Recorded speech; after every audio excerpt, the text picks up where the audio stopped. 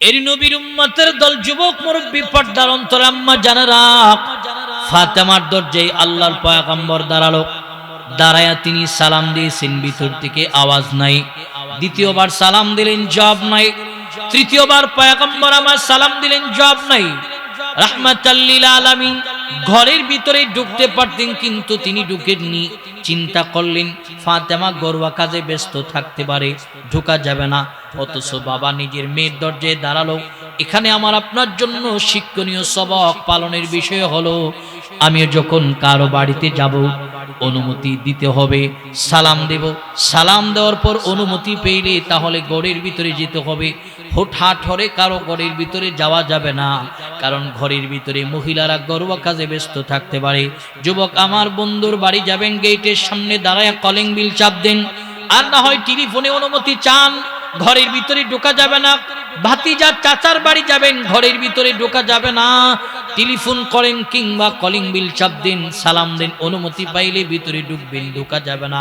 এর কারণ হলো ঘরের মহিলারা ঘরোয়া কাজে ব্যস্ত থাকতে পারে, মাথায় তাদের কাপড় না থাকতে পারে, বিভিন্ন এলোমেলো অবস্থায় থাকতে পারে। আপনাকে দেখার পর নিজেদেরকে সেফটির জন্য তারা দৌড়ঝাঁপ আরম্ভ করবে, এখানে অ্যাক্সিডেন্ট হওয়ার সম্ভাবনা রয়েছে। এই কারণে অনুমতির মাধ্যম হলো সালাম। রাহমাতাল লিল আলামিন আমার দাঁড়ায় আছে, ঘরের ভিতরে যায়নি। আল্লাহ রাসূল তিনবার সালাম দেওয়ার পর ফাতেমা রাদিয়াল্লাহু তাআলা আনহা এই সালামটা ভিতর থেকে শুনলেন। শোনার পর ফাতেমা দাঁড়িয়ে আছেন। ফাতেমা দাঁড়িয়ে দাঁড়িয়ে চিন্তা করলেন, আমি আমার আব্বাজির সালামের জবাব দিলে আমার আব্বাজির সামনে গিয়ে দাঁড়াতে হবে, আর এমন একটা কাপড় আমার শরীরে পরিধান করা যেই কাপড় দিয়ে আমার পুরোপুরি সতর, আমি যদি টাকনো পর্যন্ত, মহিলাদের সতর হলো পায়ের টাকনো পর্যন্ত, যদি ঢাকতে যাই মাথার চুল একটু বেরিয়ে যায়, চুল যদি ঢাকতে যাই টাকনো বেরিয়ে যায়। এই একটা অবস্থায় আমি আমার আব্বাজির সামনে কেমনে দাঁড়াবো? এর নবীর উম্মতের দল যুবক মুরব্বী পর্দার অন্তর আম্মা জানেরা খেয়াল করেন, ফাতেমা এই চিন্তা করলেন, আর নবী আমার দাঁড়িয়ে দাঁড়িয়ে ভিন্ন চিন্তা করলেন। ঘরোয়া পরিবেশে বোধহয় ব্যস্ত আছে। আল্লাহর পয়গম্বর অনেকক্ষণ যাবত অপেক্ষা করলেন, দাঁড়িয়ে আল্লাহর পয়গম্বর চিন্তা করলেন আর থাকতে পারবো না। আল্লাহর পয়গম্বর নিজের বাড়ির দিকে রওনা হয়ে গেলেন। এমন সময় ফাতেমা চিন্তা করলেন, আমার আব্বাজি হলো রাহমাতাল লিল আলামিন, আমার আব্বা যদি পরবর্তী সময় জানতে পারে ঘরের ভিতরে থেকে আমি সালামের জবাব দেইনি, তাহলে আব্বাজির মনে কষ্ট যাবে। আব্বাজি যদি কষ্ট পায়, আসমানের মালিক কষ্ট পাবে। আসমানের মালিক যদি কষ্ট পায়, এই কষ্টটা আমার জন্য গজব হয়ে নাজিল হবে। অতএব ফাতেমা বিভিন্ন দিক চিন্তা ভাবনা করার পর ঘরের দরজার সামনে দাঁড়ালো। দাঁড়ায়া কান্না জড়িত কণ্ঠে একটা ডাক দিছে, আব্বাজি দাঁড়াও। রাহমাতাল লিল আলামিনের কানে আওয়াজ পৌঁছার পর নবী আমার দৌড় দিয়া ফাতেমার দরজার সামনে দাঁড়ালো। এর নবীর উম্মতের দল ফাতেমার দরজার সামনে দাঁড়ায়া রাহমাতাল লিল আলামিন আমার বললেন, এরি ফাতেমা, আমি আব্বাজি তিনবার সালাম দিলাম, তুমি সালামের জবাব দেওনি কেন? ফাতেমা বলেন, আব্বাজি আমার হালত আপনার কাছে বর্ণনা করতেছি। পুরা ঘটনা বললেন। ঘটনা বলার পর পয়গম্বর আমার নিজের পরনের চাদর মোবারকটা পর্দার ভিতরে দিলেন, দিয়া বলেন, মারে তুই চাদরটা মুড়ি দিয়ে আমার সামনে একটা বার দাঁড়া, আমি আব্বাজি তোর চেহারা না দেখলে আমার কলিজা ঠান্ডা হয় না। সুবহানাল্লাহ। রাহমাতাল লিল আলামিনের সাহাবী হযরত ওমর রাদিয়াল্লাহু তাআলা আবু শাহমাকে দাঁড় করে বললেন, এরে আবু শাহমা, মিশরে কাফেলা যাবে, তোমাকে আমি ওই কাফেলায় অ্যাড করে দিলাম। রাহমাতাল লিল আলামিনের সাহাবী হযরত ওমর রাদিয়াল্লাহু তাআলা নিজের আপন সন্তানকে ওই কাফেলার সাথে সম্মতি দিয়া পাঠালেন। সম্মতি দিয়া পাঠানোর পর কাফেলা সফর করে করে করে করে করে করে মিশরের দ্বার প্রান্তে পৌঁছে যাবে। এমন সময় ক্লান্ত কাফেলার সবাই মানুষ একটু আরাম আয়েশের জন্য বসলেন। এমন সময় আবু শাহমার দুষ্ট একজন বন্ধু শরবতের সাথে একটু খমর মদ্যপান করালেন। তৎকালীন সময়ের সংবিধানে গচ্ছিত আইন হলো, যদি কোনো মানুষের সন্তান মদ্যপান করে তাহলে তারে ময়দানে মানুষের সামনে দাঁড় করে ৮০ চাবুকের আঘাত দেওয়া লাগবে। এর নবীর উম্মতের দল যুবক মুরব্বী পর্দার অন্তর আম্মা জানেরা রাহমাতাল লিল আলামিনের সাহাবী ওমরের সন্তান যখন তার একজন দুষ্টু বন্ধুর খপ্পরে পড়ে মদ্যপান করলো। এই খবরটা পৌঁছে গেল তৎকালীন সময়ের মিশরের পার্লামেন্ট অফ দা গভর্নর আল্লাহর পয়গম্বরের সাহাবী হযরতে আমর ইবনে আস রাদিয়াল্লাহু তাআলা নূর কানে। আমর ইবনে আস রাদিয়াল্লাহু তাআলা নূর রাষ্ট্রের প্রশাসন নিয়ে আবু শাহামার সামনে দাঁড়ালো। দাঁড়ায়া বললেন, এরে আবু শাহামা, খবর পেয়েছি মিশরের সফর অবস্থায় মদ্যপান করলা। জি হ্যাঁ। বলে, দেখার টাইম নাই, কোন মানুষের সন্তান গ্রেফতার করো, মিশরের কারাগারে নাও, সংবিধানের আইন অনুপাতে তার বিচার করা হবে। এরই নবীর উম্মতের দল, যুবক মুরব্বী, পর্দার অন্তরাল আম্মা জানেরা, রাহমাতাল লিল আলামিনের সাহাবী ওমরের সন্তানকে কারাগারে নেওয়া হলো। কারাগারে নেওয়ার পর সবাই মিলে টেনশন পড়ে গেলেন, ওমরের সন্তানের বিচারটা কিভাবে করব। সংবিধানের আইন অনুপাতে বিচার যদি করতে যাই তো মানুষ জানবে ওমরের সন্তান মদ্যপান করে, এতে ওমরের জন্য বদনাম হবে, আমাদেরও বদনাম হবে। কি করা যায়? সবাই মিলে পরামর্শ করলেন, আবু শাহামার বিচারটারে গোপনে গোপনে করিয়া তুমি মিশর থেকে মদিনাতুল মুনাওয়ারায় নিয়ে যাও। এরই নবীর উম্মতের দল, যুবক মুরব্বী, পর্দার অন্তরাল আম্মা জানেরা, হযরত ওমরের সন্তানের বিচারটাকে রাত্রির বেলা অন্ধকার আচ্ছন্ন ঘরের ভিতরে, আবদ্ধ ঘরের ভিতরে করা হলো। বড় ঘরের ভিতরে বিচার করিয়া হযরত ওমরের সন্তানকে ফজরের আগে মদিনাতের দিকে রওনা হয়ে গেল। মদিনার দিকে রওনা হয়া ওমরের সামনে যখন দাঁড়ালো, বাবা কেমন আদর্শবান ছিলেন খেয়াল করেন। হযরত ওমরের সামনে দাঁড়ালো, আবু শাহামা দাঁড়ানোর পর ওমর বললেন, এরে আমার কলিজার টুকরা সন্তান, শুনেছি তুমি মিশরের সফর অবস্থায় মদ্যপান করলা। জি আব্বা জান। বিচার কি হলো? হ্যাঁ, বিচার হলো। গভর্নর কোন নিয়মে বিচার করলা বলো? বলে, ময়দানে বিচার করিনি, ঘরের ভিতরে বিচার করলাম। রাহমাতাল লিল আলামিনের সাহাবী ওমর রাদিয়াল্লাহু তাআলা চেহারাটা লাল বর্ণের করে বলেন, এরি গভর্নর, তোমার সংবিধানের আইন কি ময়দানে বিচার করা নাকি গোপনে গোপনে বিচার করা? হযরতে আবু শাহামার সামনে দাঁড়ায় গভর্নর বললেন, ওমর, আমাদের রাষ্ট্রের আইন হলো ময়দানে বিচার করা, তাহলে আমার সন্তানের বিচারটা কেন গোপনে করলা? এই কারণে করলাম, কারণ ওমরের সন্তান যদি ময়দানে বিচার করি মানুষ জানবে ওমরের সন্তান মদ্যপান করেছে, এতে তার বদনাম হবে, এই কারণে করলাম। হযরত ওমর বললেন, তোমার বিচার করা হয়নি, এই বিচারটা আমি দ্বিতীয়বার আবার করা লাগবে। জোরে বলুন সুবহানাল্লাহ। আমার আবার করা লাগবে। বাবা কেমন আদর্শবান, সন্তানও কেমন আদর্শবান। হযরত ওমর বললেন যে তোমার বিচার করব। এই আবু শাহামা, তুমি কি রাজি? বলে, আব্বাজি আমি রাজি। আপনি আমাকে একবার নয় শতবার দাঁড় করে ময়দানে বিচার করবেন, এরপরও মাথা পেতে নেব। আদর্শবান সন্তান তো এরকমই হওয়া চাই। আর আমাদের সন্তানদেরকে একটু শাসন করলে তোমার বাড়ি থেকে বের হয়ে যাইতেছি আর আমু নাই, যা আদর্শবান সন্তানের আলামত নয়। মা বাবা কষ্টের পর কষ্ট করে লালন পালন করছে, একটু শাসন করলে তুমি সেদ করে ওঠো, এটা আদর্শবান সন্তানের লক্ষণ নয়। তুমি কার সাথে রাগ করতেছো? যারা তোমাকে কষ্টের পর কষ্ট করে লালন পালন করছে, তুমি যদি তোমার মা বাবার সাথে সেম এই ব্যবহার করো, ঠিক এই ব্যবহারটা তোমার সামনে আছে, তোমার সন্তানও তোমার সাথে সেম ব্যবহার করবে। কারণ যেই যেটা করে ওটা তার সামনে থাকে। গ্রাম্য ভাষায় একটা কথা বলে, ক্ষেতের আইলের মাটি খেতেই বাঙ্গুরা হয়। ঠিক তুমি যেটা করবা ঠিক তোমার সামনে এটাই থাকবে। এর বাস্তবতা আমরা অনেক সময় নিজের চোখে দেখতে পাই। জোরে বলুন ঠিক কিনা? নিজের চোখে দেখতে পাই, বাস্তবতা আমরা নিজের চোখে উপলব্ধি করবেন।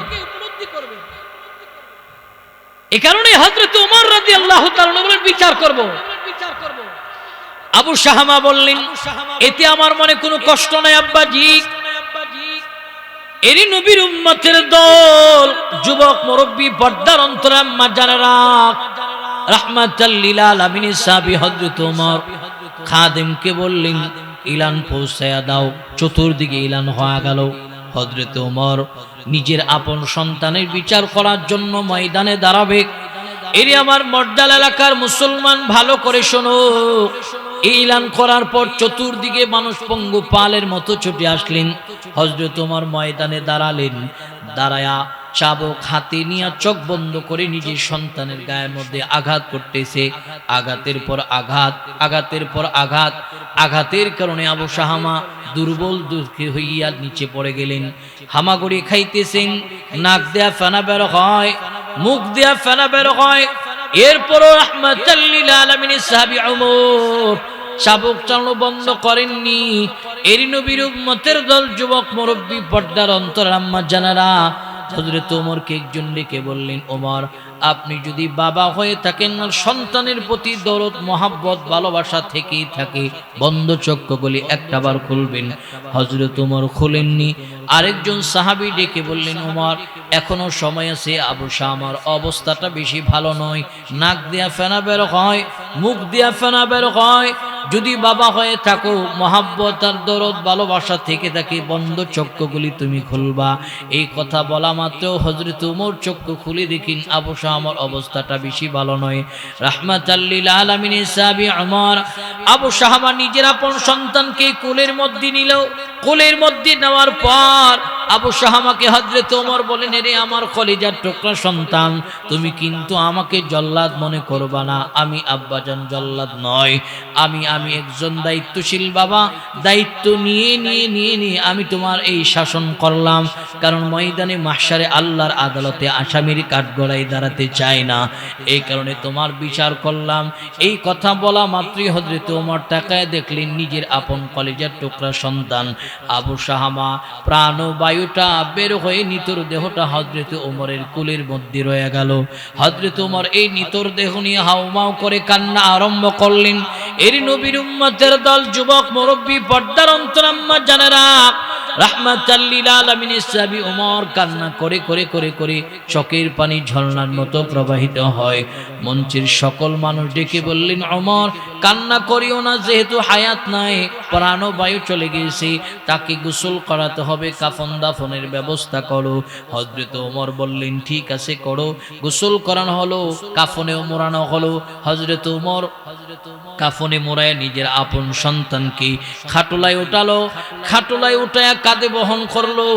দুনিয়ার নিজাম হলো, বাবার কাঁধে যদি সন্তানের লাশ একটা বার উঠে যায়, বাবার চোখের পানি পৃথিবীর কোনো মানুষকে বোঝাইতে পারে না, বাবার দিল ভাঙ্গা আর্তনাদ পৃথিবীর কোনো মানুষকে বোঝাইতে পারে না। হযরত ওমরের সেম অবস্থা ছিল। ময়দানে নিয়ে গেল, জানাজার নামাজ পড়ালো ওমর রাদিয়াল্লাহু তাআলা আন। জানাজার নামাজ পড়ায় আবার খাটুলা কাঁধে নিয়েছে। খাটুলা কাঁধে নিয়ে নিজে কবরের পাশে গেলেন। কবরে নিজেই নেমেছে, নেমে দুইটা হাত বাড়াইয়া দিয়া বললেন, দাও আমার সন্তান আবু শামার লাশটা আমার হাতে দাও। এরই নবীর উম্মতের দল, নবী সাহাবী হযরত ওমর নিজে কবরে নাইমা লাশ কবরে নামালো। কবরে নামায়া হযরত ওমর মুখ থেকে কাফন সরালো। কাফন সরায়া কপালে চুমুন খেয়ে বললেন, এরি আমার কলিজার টুকরা সন্তান, জল্লাদ মনে করিস না, আমি আব্বাজান জল্লাদ নয়। পৃথিবীর সব বাবাদের অন্তরে যে এরকম সন্তানের মহাব্বত ভালোবাসা আছে, আমার দিলেও তোমার মহাব্বত ভালোবাসা আছে।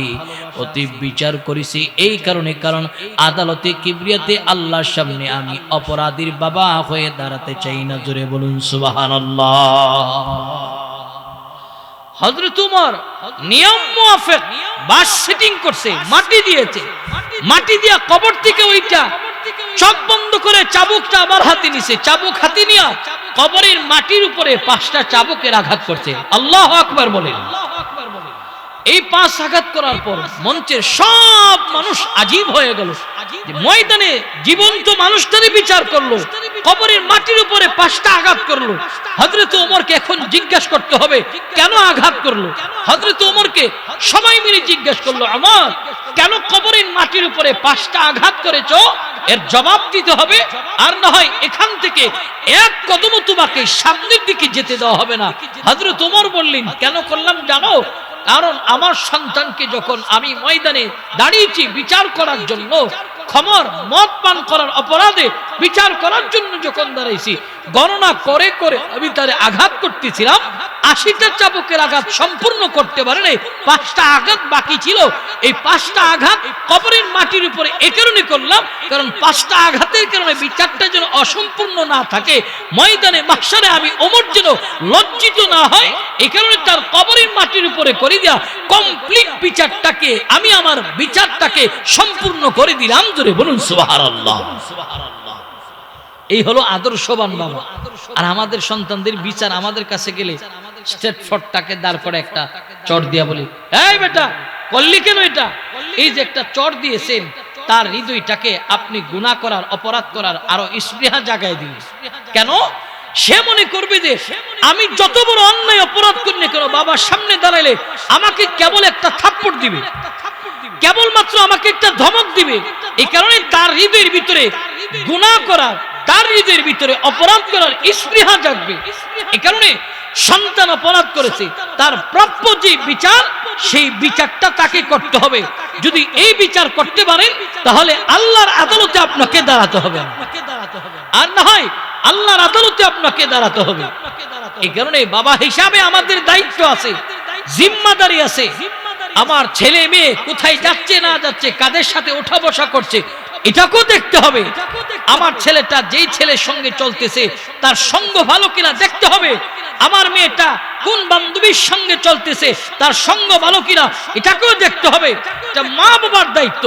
বাবার দায়িত্বের চেয়ে মার দায়িত্ব সবচেয়ে বেশি। কারণ বাবা দুনিয়াবি তাকাজাই বিভিন্ন জায়গায় ছুটাছুটি করে ছেলে মেয়ে কোথায় যাচ্ছে না যাচ্ছে সবচেয়ে বেশি দেখে দেখভাল করার দায়িত্ব হলো ঘরের মাদের। ঘরের মারাদের কাছে ছেলেরা সবচেয়ে বেশি থাকে, মেয়েরা সবচেয়ে বেশি থাকে। কারণ বাবা দুনিয়াবি তাকাজাই, দুনিয়ার ফিকিরে দিক বিদিক ছুটাছুটি করতে হয়, পরিবারে অল টাইম সময় দিতে পারে না। এই কারণে মায়েরা ঘরের ভিতরে সবচেয়ে বেশি থাকে। এই কারণে দেখতে হবে আমার ছেলেটা কার সাথে উঠা বসা করতেছে, তার সঙ্গ ভালো কিনা দেখতে হবে। মেয়েটা যে চলতেছে সঙ্গ ভালো কিনা দেখতে হবে। কিন্তু এখন আমাদের সমাজের অবস্থা হলো মেয়ের খবর রাখবে কি, ছেলের খবর রাখবে কি, মায়েরই খবর থাকে না। এই হলো অবস্থা। জোরে বলুন ঠিক কিনা? এমন এক জমানা আছে মা মেয়ে মিল্লা টিকটক করে মিয়া। পর্দার কথা বলেন, আগের বক্তা আমার দোস্তরে অনেকে হচ্ছে পর্দার ওয়াজ করেন। পর্দার ওয়াজ করলে তো হাজী সাহেবের গায়ে লাগবো। হাজী সাহেবের মেয়ে যে টিকটক কইরা টিকটক সেলিব্রিটি হয়েছে, হাজী সাহেবের খবর নাই। হাজী সাহেবের বউ ঘরের ভিতরে একটা টিকটক সেলিব্রিটি হয়ে গেছে, এই খবর হাজী সাহেবের নাই। অতএব নিজের ঘরের খবর নেন, অন্যের ঘরের খবর তো নিবেন আগে। নিজের মেয়ে কোথায় যাচ্ছে না যাচ্ছে সেই খবর নেন, পর্দায় চলে কিনা সেই খবর নেন। আমাদের দায়িত্ব নাই।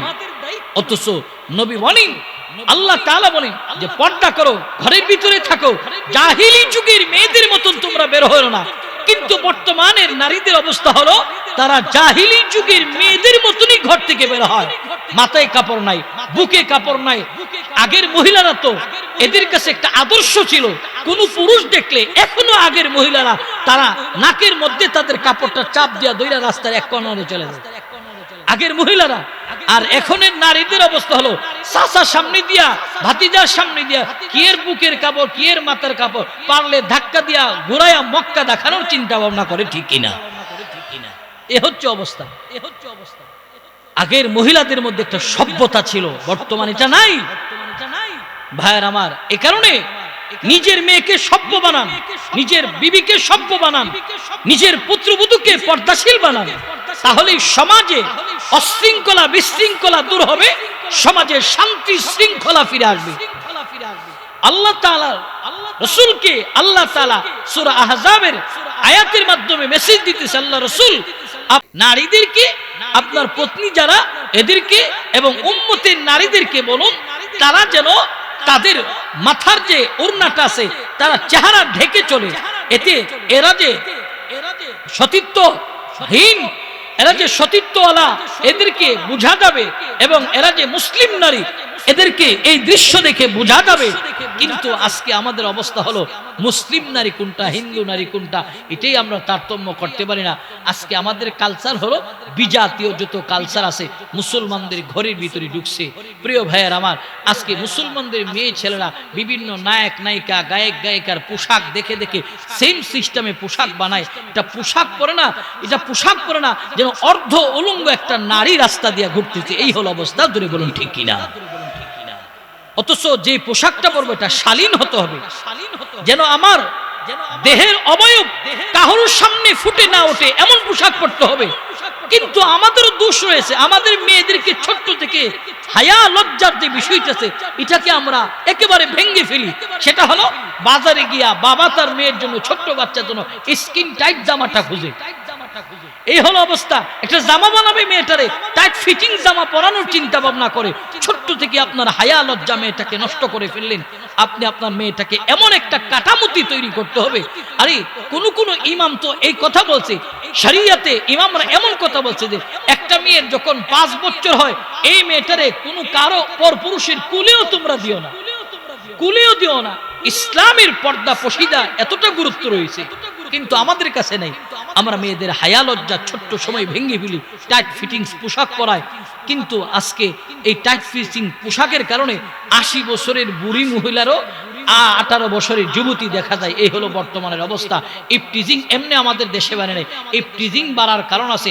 একমাত্র কারণ হলো নারীদের পর্দা না থাকার কারণে এরা ইফটিজিং এর শিকার হয়। ধরে বলুন ঠিক কিনা? ইফটিজিং বন্ধ করো, বন্ধ করো। আমরা কত স্লোগান দিই, ধর্ষণ বন্ধ করো।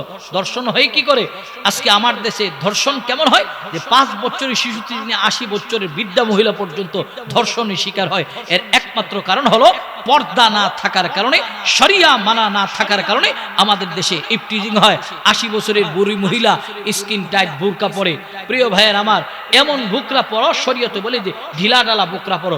বুরকার ভিতরে 18 বছরের যুবতী মেয়ে আছে নাকি 80 বছরের বৃদ্ধা মহিলা আছে, যেমন তারতম্য না করা যায় এমন বুরকা পরো। কারণ বুরকা হলো তো মুসলিম নারীদের জন্য সেফটি, কিন্তু এই সেফটি আমরা এমন ফ্যাশন বানাইছি, আমরা বুরকার সামনে দিয়েও পাইপিং করি এবং হিজাবও পরি পাইপিংওয়ালা। এখন তো এমন কিছু হিজাব বেরিয়েছে আকর্ষণ করার জন্য, হিজাব পরে হিজাবের মধ্যে ক্যালিগ্রাফি থাকে, হিজাবের মধ্যে এই সাইডে ক্যালিগ্রাফি থাকে, মানে আকর্ষণ, মানে আমার দিকে পুরুষরা তাকাইতে হবে। অথচ এটা হারাম, এটা শরিয়াতে ইসলামে হারাম। এখানে বিভিন্ন ক্যালিগ্রাফি থাকে, আরবি ইংরেজি ক্যালিগ্রাফি থাকে। এখানে শরিয়তের মাসআলা হলো যদি আল্লাহর নাম, এখানে আল্লাহর নাম থাকে, দেখবেন লা ইলাহা ইল্লাল্লাহ মুহাম্মাদুর রাসূলুল্লাহ। অনেক মেয়েদের দেখলাম আমি এখানে হিজাবের মধ্যে ক্যালিগ্রাফি থাকে। আলহামদুলিল্লাহ, এটা আল্লাহর নামের প্রশংসা। মেয়েরা কিন্তু সব অবস্থায় তারা পাক সাফ থাকতে পারে না। এদের নাজাজাতের কিছু মাসআলা রয়েছে, এদের নাপাকির একটা মাসআলা রয়েছে। নাপাক অবস্থায় আপনি আল্লাহর নাম সঙ্গে নিয়ে ঘুরতেছেন, আপনি কেমন পরহেজগার? আপনি কেমন পরহেজগার? আপনাদের তো নাপাকির হালত থাকে। প্রিয় ভাইয়ের আমার, এই আকর্ষণ করার জন্য বিভিন্ন ডিজাইনের বুরকা পরে, অথচ শরিয়তে ইসলামে ওই বুরকাকে সাপোর্ট করে যেই বুরকা পরলে তোমার পরিপূর্ণ পর্দা আদায় হয় এমন বুরকা তুমি পরিধান করো। কিন্তু আমাদের নারীরা এমন বুরকা পরে না। যেই বুরকা আগের মহিলারা পরতো, আগের মহিলারা পরতো ডুল বুকরা। এই ডুল বুকরার বর্তমান জমানায় আমরা কেউ পড়তে চাই না। যদি আমরা ইসলামকে মানতেই চাই, পর্দা নিজেকে সেফটির ব্যবস্থা করতে চাই, তাহলে ওই শরিয়া আমাদের মানতে হবে। যেই বুরকা পরলে আমাদের কেউ ইফটিজিং করতে পারবে না এমন বুকরা আমাদের পরিধান করতে হবে।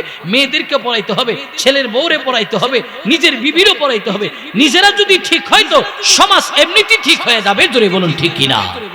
সমাজ ঠিক হলে দেশ তো এমনি ঠিক হবে। আমরা তো নিজেরই ঠিক না। নসিহত আমরা সকলেই জানি, হুজুর যেই তাকনিতে আমরা সব জানি, সব নসিহত জানেন, কিন্তু মানার মধ্যে আমাদের কম। জানার মধ্যে কামিয়াবি নয়, মানার মধ্যে কামিয়াবি। এই কারণে জানবেন তো মানবেন, কামিয়াবি। প্রিয় ভাইয়ের আমার, ইসলাম নারীকে যে সম্মান দিয়েছে, ইসলাম নারীকে যে সম্মান দিয়েছে, ইতিপূর্বে পৃথিবীর ইতিহাসে কোন ধর্ম নারীকে সম্মান ইজ্জত দিতে পারে নাই। ইসলাম নারীর অধিকার ফিরিয়ে দিয়েছে। ইসলামের আদি যুগে, ইসলামের আদি যুগে মেয়ে হইলে হত্যা করা হতো, ছেলে হইলে রাখা হতো। ইসলাম এখানে মেয়ের অধিকার দিয়েছে। প্রিয় ভাইয়ের আমার, নারীদের অধিকার দিয়েছে ইসলাম। কিন্তু নারী আজকে এদেরকে ভোগের বস্তু হিসাবে মানুষের সামনে তুলে ধরে, অথচ নারীরা হলো সম্মানের বস্তু, ভোগের বস্তু নয়। জুড়ে বলুন ঠিক কিনা? আজকাল এরা মনে করে যে খোলামেলা ঘুরলে কাস্টমার বোধহয় বেশি থাকবে, আমার দিকে মানুষ তাকাবে। প্রিয় ভাইয়ের আমার, একটা নারকেল আপনি এটারে চামড়া সিলাইলেন, চামড়া সিলাই এটারে মাঝখান দিয়ে ফাটাইছেন, ফাটায় যদি মরজাল বাজারে নিয়ে বসে থাকেন, কাস্টমার থাকবো? বলেন কাস্টমার থাকবো? বরঞ্চ এটা যদি সুন্দর কমপ্লিট থাকতো, উপরের আঁশগুলিও থাকতো, এটার মূল্য সবার কাছেই থাকতো। 100 না 150 টাকা চাইলে 120 টাকা হইলো কেউ বলতো। কিন্তু আজকে আমাদের নারীরা সম্মানের পাত্র হওয়ার পর এরা নিজেদেরকে এমন ভাবে পুরুষের সামনে প্রদর্শন করে যেন এদের সম্মান নাই বললেই চলে। জোরে বলুন ঠিক কিনা? নাই বললেই চলে। অথচ নারী সবচেয়ে সম্মানের পাত্র। নারী হলেন তারা নবীদের মা, সাহাবীদের মা, পীর আউলিয়া অলি গাউস কুতুবের মা, যোগ্য যোগ্য বুজুর্গ আলেমের মা। কারণ আমরা তো নারীর গর্ভ থেকে আসছি, আমরা তো একজন নারীর গর্ভ থেকে আসছি, নারীর শিরা ধন আমরা। অতএব নারীরা হলো সম্মানের পাত্র, নারীদেরকে সম্মানের জায়গায় আমাদের রাখতে হবে। কিন্তু আজকে আমাদের অবস্থা হলো, বন্ধু বিয়া করছে, বিয়া করার আগে বিয়া ঠিক হইছে, আরেক বন্ধুর মোবাইলে তার বউর ছবি খান মেসেঞ্জারে সেন্ড করে দিচ্ছে। দোস্ত এটা তোর ভাবি, এই যে ভাবিকে সেন্ড করছেন, হে তো এই বউ আপনার বউর ছবি দেখা জিনার উপরে রইল। সে মনে করো আরে এর বউটা কত সুন্দর, আমার বউটা কালো, এই যে তার একটা জিনার করার একটা ব্যবস্থা আপনি করে দিলেন। আফসোস আর পরিতাপের বিষয়, আজকে বহু যুবক নিজের বউর ছবি বন্ধুর মোবাইলে সেন্ড করে, নিজের বউরে অনুষ্ঠানে দাঁড় করায়া বলে, দোস্ত এটা তোর ভাবি, তো ভাবির সাথে একটা সেলফি তুলে ফেসবুকে আপলোড করে কয় এটা অমুক বউয়ের ভাবি, খুব ভালো ব্যবহার, খুব ভালো। এই যে আপনার বউর ছবি ফেসবুকে গেল, এটা আপনি তো করে দিলেন জিনার ব্যবস্থা। আমার আপনার দোষ নাই কি? আমাদের দোষ। আমরা পরিবর্তন হলে সমাজ পরিবর্তন হবে, দেশ পরিবর্তন হবে। এ কারণে পর্দা নারীকে সম্মান দিয়েছে। আমি আপনাদেরকে ছোট্ট একটা মেসেজ দেই। আজ থেকে 4 বছর আগে একটা হিন্দু মেয়ে বিভিন্ন ভাবে সে আমার সাথে যোগাযোগ করার ব্যবস্থা করতেছে, যোগাযোগ করার চেষ্টা করতেছে। কোন এক মারফতে সে যোগাযোগ করলো যে হুজুর, আমি যখন ক্রসিং করতে বের হয়, বাসা থেকে বের হইলে আমার কিছু কিছু এমন কিছু বকাটে আমাকে ডিস্টার্ব করে, এখন আমার করণীয় কি? আমি একজন হিন্দু মেয়ে। তখন আমি এতটুকু বললাম যে আমাদের ইসলামে একটা বিধান রয়েছে, সেটা হলো পর্দার বিধান। যদি আপনি ঢিলে ডালা বোরকা পড়তে পারেন, আশা করি এই পর্দার কারণে আল্লাহ তাআলা হতে পারে এই বকাটেদের হাত থেকে আপনাকে রক্ষা করতে পারে, আপনার ইজ্জত আল্লাহ তাআলা হেফাজত করতে পারে। দেখেন, একটু ট্রাই করেন। তখন ওই হিন্দু মেয়েটা 1 সপ্তাহ বোরকা পড়ছে, 1 সপ্তাহ বোরকা পরে এদের সামনে আসা যাওয়া করছে। আসা যাওয়া করার পর দেখলেন যে না, এই হিজাব আমাকে এদের থেকে সেফটি দিয়েছে। তখন সে কিছুদিন পর তার এই এলাকার একজন বুজুর্গ আলেমের হাতে হাত রেখা সে গোপনে মুসলমান হয়ে ইমানদার হয়ে গেছে। জোরে বলুন সুবহানাল্লাহ। ইসলাম নারীকে সম্মান দিয়েছে মিয়া। যেই বুকরা পরে মানুষের সামনে দিয়ে হেঁটে চলে যান, টাইট ফিটিংস এর বুরকা, এই বুরকা পরে 18 বছরের স্যাংরা পোলো আপনারা দিকে গান গায় যে 1000 বছর আগে তোমার সাথে ছিল পরিচয়। আমার কারণে এই গান এদের মুখ দিয়ে বের হয়, আমি এদেরকে সুযোগ করে দিলাম। প্রিয় ভাইয়ের আমার, এ কারণে আমরা ভোগের বস্তু নয়, নারীরা ভোগের পণ্য নয়, এরা সম্মানের জিনিস। এদেরকে সম্মানের জায়গায় রাখতে হবে। সম্মানের জায়গায় যদি রাখি তো আল্লাহ তাআলা রব্বুল আলামিন এই সম্মানের খাতিরে, পর্দা করার খাতিরে আল্লাহ তাআলার কাছে সম্মানিত হওয়া যাবে। জোরে বলুন সুবহানাল্লাহ। আরে আজকে আমাদের নারীরা পর্দা করে না, অথচ ফাতেমা, হযরতে ফাতেমা রাদিয়াল্লাহু তাআলা আনহা কেমন পর্দাওয়ালি ছিল। আজকে তো আমাদের মেয়েদেরকে পর্দায় রাখতে চায় না, অথচ ফাতেমা কেমন পর্দাওয়ালি ছিল, কেমন পর্দাওয়ালি ছিল। আম্মা জান হযরতে আল্লাহর রাসূল সাল্লাল্লাহু আলাইহি সাল্লামের মেয়ে হযরতে ফাতেমা রাদিয়াল্লাহু তাআলা আনহা কেমন পর্দাওয়ালি ছিলেন। তো আল্লাহ রাসূল ফাতেমাকে অনেক মহব্বত করতেন, ভালোবাসতেন। আজকে তো আমাদের মেয়েদেরকে আমরা ভালোবাসি খুবই কম। মেয়ে হইলে আমাদের ঘরে যদি বিবাহর পর প্রথম সন্তান কন্যা হয়, দ্বিতীয়টা কন্যা হয়, তৃতীয়টা কন্যা হয়, চতুর্থ সন্তান হবে, তো বিবির কই এবার যদি তোর ঘরে কন্যা সন্তান হয় তাহলে তুইও তালাক, তোর মা তালাক, 14 গোষ্ঠী তালাক। এমন বর্বর আমাদের সমাজে আছে না নাই? আফসোস আর পরিতাপের বিষয়। ছেলে দেখে কোন জোরে, কোন ছেলে দেখে, মেয়ে দেখে না, বউ বাচ্চা বানায়, বানায় না, বানানে ওয়ালা আল্লাহ। সে ইয়াকিন আর বিশ্বাস আমাদের রাখতে হবে। আজকে তো আমাদের বিয়ার পর বাচ্চা না হইলে পীর বাবার কাছে একখান খাসি লিয়া দেই দূর, বাবা কেন বাচ্চা দাও, বাবার বাচ্চা দেওয়ার ক্ষমতা নেই, বাবারও আল্লাহ তাআলা আরেকজনের গর্ভে দিয়েছে, বাবার কোনো বাচ্চা দেওয়ার ক্ষমতা নেই। কিছু বড় বড় আছে মা বাবার কোনো খেদমত নাই, মা বাবারে বছরে 1 কেজি গরুর গোশত দেন, হে সুদের টাকাই না 10,000 টাকা দিয়ে খাসি কিনা বাবার দরবারে দৌড় দেয়, সুদে টাকা নেমিয়া, নিজে খাইতে পারে না, বাপ মারে খাওয়া না, সুদে টাকাই না বাবার দরবারে ছাগল নিয়ে দৌড় দেয়। বাবার কোনো ক্ষমতা নাই, বাবারে যিনি বানাইছে তিনি আমার আল্লাহ। অতএব আল্লাহর কাছে চাও, সন্তান হয় না আল্লাহর কাছে চাও, আল্লাহর কাছে না চাই বাবার কাছে চাই, না আল্লাহ তাআলার কাছে চাও। মেয়ে দেয় আল্লাহ, ছেলেও দেয় আল্লাহ। এই কারণে ছেলে হইলে যেরকম খুশি হন, মেয়ে হইলেও খুশি হন, কারণ আল্লাহ তাআলা মেয়ে দিয়েছে তো আল্লাহ তাআলা আপনার ঘরে একটা রহমত পাঠাইছে। মিয়া জোরে বলুন সুবহানাল্লাহ, রহমত পাঠাইছে। মেয়ের কারণে আল্লাহ তাআলা মালে বরকত দেয়, সবকিছুতে বরকত দেয়।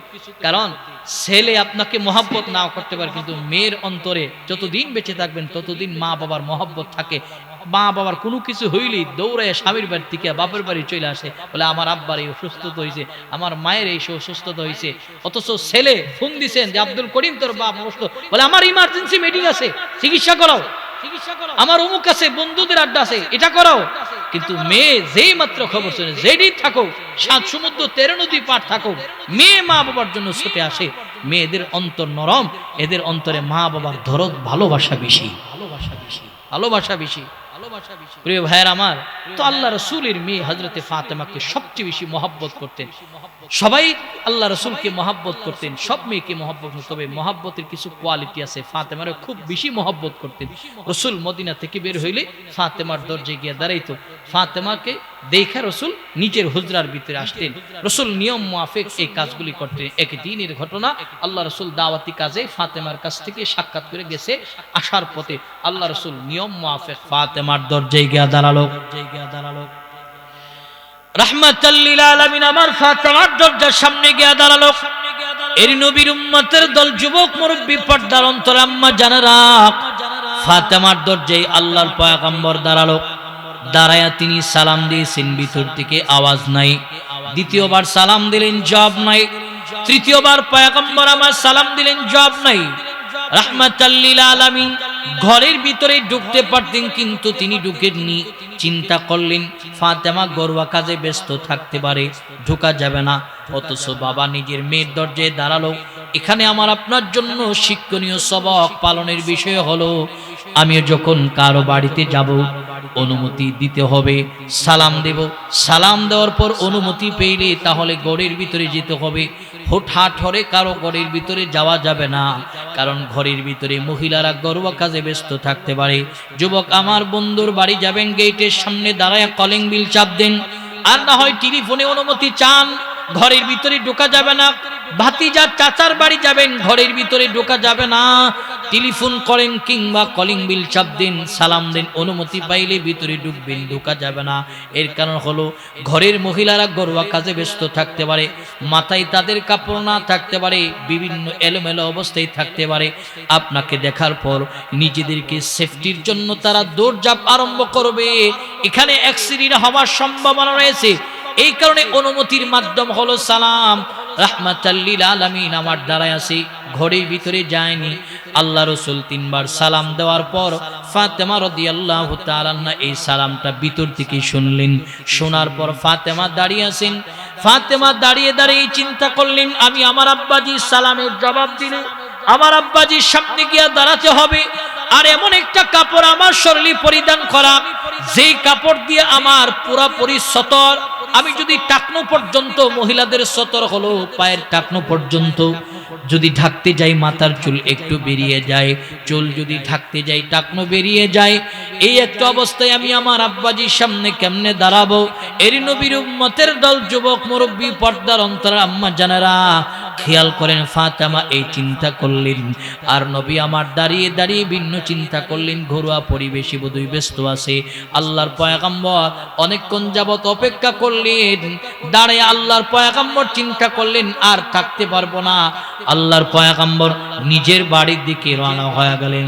এমন সময় ফাতেমা চিন্তা করলেন আমার আব্বাজি হলো রাহমাতাল লিল আলামিন, আমার আব্বা যদি পরবর্তী সময় জানতে পারে ঘরের ভিতরে থেকে আমি সালামের জবাব দেইনি, তাহলে আব্বাজির মনে কষ্ট যাবে। আব্বাজি যদি কষ্ট পায় আসমানের মালিক কষ্ট পাবে, আসমানের মালিক যদি কষ্ট পায় এই কষ্টটা আমার জন্য গজব হয়ে নাজিল হবে। অতএব ফাতেমা বিভিন্ন দিক চিন্তা ভাবনা করার পর ঘরের দরজার সামনে দাঁড়ালো। দাঁড়ায়া কান্না জড়িত কণ্ঠে একটা ডাক দিছে, আব্বাজি দাঁড়াও। রাহমাতাল লিল আলামিনের কানে আওয়াজ পৌঁছার পর নবী আমার দৌড় দিয়া ফাতেমার দরজার সামনে দাঁড়ালো। এর নবীর উম্মতের দল ফাতেমার দরজার সামনে দাঁড়ায়া রাহমাতাল লিল আলামিন আমার বললেন, এরে ফাতেমা আমি আব্বাজি তিনবার সালাম দিলাম, তুমি সালামের জবাব দেওনি কেন? ফাতেমা বলেন, আব্বাজি আমার হালত আপনার কাছে বর্ণনা করতেছি। পুরা ঘটনা বললেন।